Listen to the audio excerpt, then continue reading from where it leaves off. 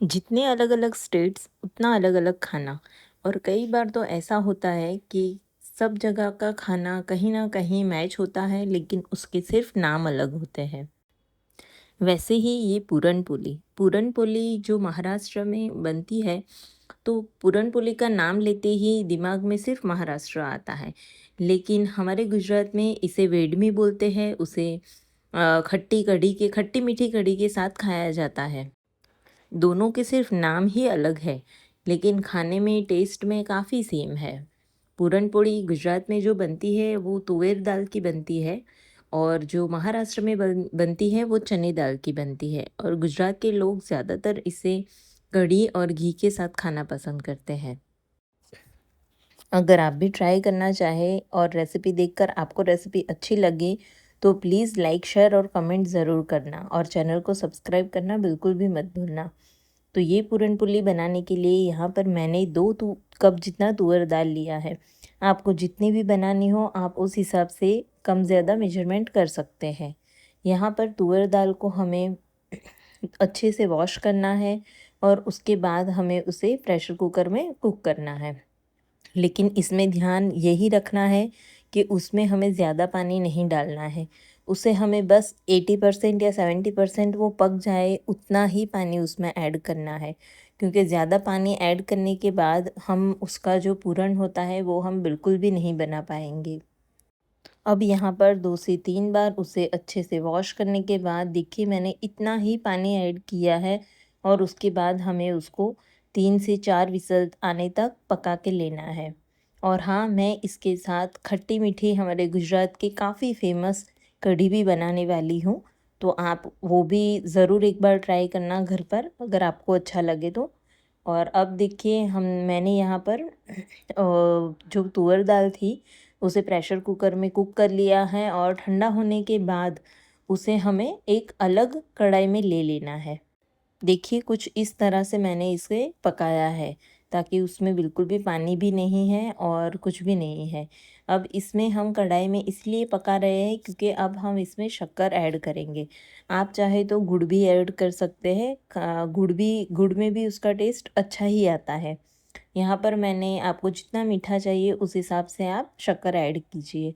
थोड़ी ज़्यादा ही अगर आप ऐड करोगे तो अच्छा है, क्योंकि उससे ना, क्योंकि बाद में हम उसे एक पराठे की तरह बनाएंगे स्टफ़ करके, तो फिर उस पे आटा भी आएगा तो उसका टेस्ट बैलेंस हो जाएगा। यहाँ पर मैंने थोड़ा गुड़ ऐड किया है, थोड़ी शक्कर ऐड की है। अब सारी चीज़ों को मिक्स करके उसका एक हमें पूरण रेडी करना है। देखिए ये इतना पतला हो गया है। अब इसे तब तक मिक्स करना है और इसी तरह से हिलाते रहना है, ताकि वो नीचे चिपक ना जाए। बिल्कुल स्लो गैस पे सारी चीज़ें हम करेंगे, और उसे पूरा एक शीरा, जो हमारा शीरा जिस तरह से रहता है उसी तरह से हमें रेडी करना है। देखिए इस स्टेज पर अगर हमारा पूरण आ जाएगा ना, तो उसी टाइम हम गैस ऑफ कर देंगे, और इसे एक प्लेट में निकाल लेंगे साइड में ठंडा होने के लिए। एक प्लेट में निकालने के बाद ही हमें उसको पंखे के नीचे रूम टेम्परेचर में ही हमें ठंडा करना है। अब वो ठंडा हो रहा है तब तक हम कढ़ी बना लेते हैं। तो कढ़ी बनाने के लिए आप छाछ भी ले सकते हो, दही भी ले सकते हो। यहाँ पर मैंने खट्टी वाली दही ली है, और उसमें 2 से 3 चम्मच तक मैंने बेसन ऐड किया है। आप जितना पतला मोटा जैसी भी कढ़ी आपको पसंद है उस तरह से आप बेसन ऐड कीजिए, क्योंकि बेसन ऐड करने से वो ज़्यादा थिक बनेगी। तो देखिए मैंने इस तरह से दही में ऐड करके उसको रेडी किया है। अब मैंने थोड़ा सा पानी ऐड किया है और मिक्स किया है अच्छे से। थोड़ा थोड़ा पानी ऐड करके हम इसे बिल्कुल रनी कंसिस्टेंसी में लेके आएंगे। दही या छाछ आप जो भी ले वो खट्टी होनी चाहिए, तभी उसका टेस्ट अच्छा आएगा। क्योंकि फिर बाद में अगर वो कम खट्टा हुआ तो वो टेस्ट बैलेंस नहीं होगा उसका, क्योंकि गुजराती कढ़ी थोड़ी सी मीठी होती है उसी वजह से। अब हमें इसे पकने के लिए रखना है, लेकिन उसमें डालने के लिए हम जो मसाला रेडी करेंगे बहुत सिंपल सा मसाला है, लेकिन टेस्ट काफ़ी अच्छा आता है इससे। इसमें मैंने लिया है थोड़ा सा लहसुन की कलियाँ और हरी मिर्च, और एक अदरक का छोटा सा टुकड़ा लिया है मैंने। सारी चीज़ों को इस तरह से हमें दरदरा रेडी करना है। यहाँ पर हम पेस्ट उसका बिल्कुल भी नहीं डालेंगे, क्योंकि वो उसका इतना टेस्ट नहीं आएगा। अगर आपके घर में इस तरह से नहीं पसंद है तो आप एक बार इस तरह से डाल के उबाल के फिर उसे छान भी सकते हैं, ताकि उसका टेस्ट भी वहाँ पे रह जाएगा और वो निकल भी जाएगा। अब हम टेस्ट के हिसाब से नमक ऐड करेंगे और इसमें मैंने कड़ी पत्ता ऐड किया है। कड़ी में कड़ी पत्ता काफ़ी ज़रूरी है। और यहाँ पर मैंने 3 चम्मच जितनी शक्कर ऐड की है।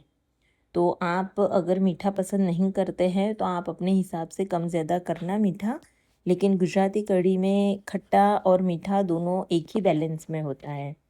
तो अब हमारी कढ़ी जब तक उबलेगी तब तक हम ये पूरन भी हमारा ठंडा हो गया है, तो हम उसे भी देख लेते हैं।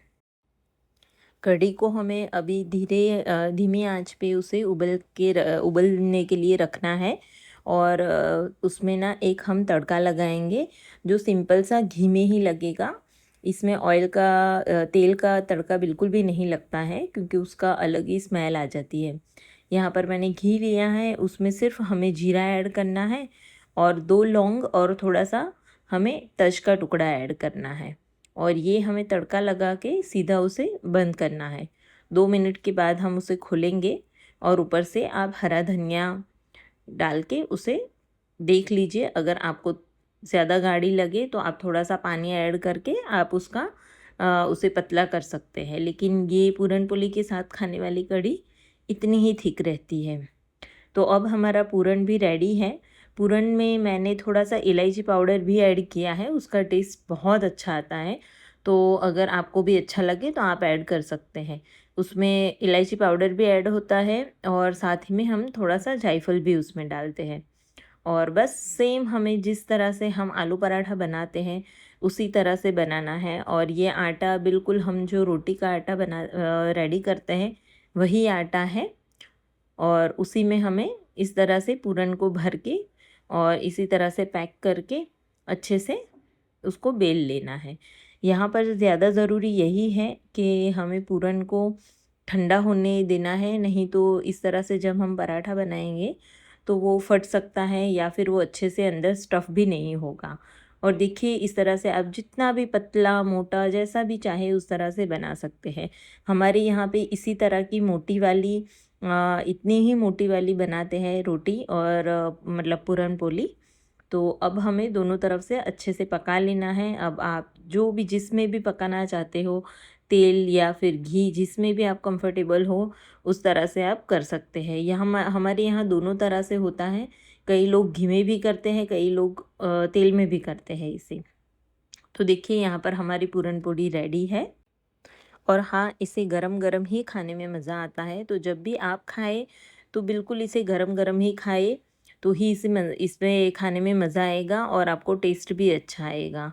और ये तुअर दाल की है, आप एक बार ज़रूर ट्राई करना। तुअर दाल का टेस्ट बिल्कुल अलग आएगा, आप चने की दाल की भी भूल जाओगे, इतना अच्छा टेस्ट आता है इसका। अब हम पकने के बाद उस पर थोड़ा सा और घी लगाएंगे और बस इसे कढ़ी के साथ हम सर्व करेंगे। और चाहे तो कई लोग इसमें साथ में भी घी लेते हैं, आप चाहे तो साथ में और घी ले सकते हैं। और देखिए यहाँ पर हमारी पूरन पोली और खट्टी मीठी गुजराती कढ़ी बिल्कुल तैयार है। अगर आपको भी रेसिपी अच्छी लगी हो तो प्लीज़ लाइक शेयर करना बिल्कुल भी मत भूलना और चैनल को सब्सक्राइब करना बिल्कुल भी मत भूलना। मिलते हैं नेक्स्ट वीडियो में नई रेसिपी के साथ। तब तक के लिए बाय बाय, टेक केयर।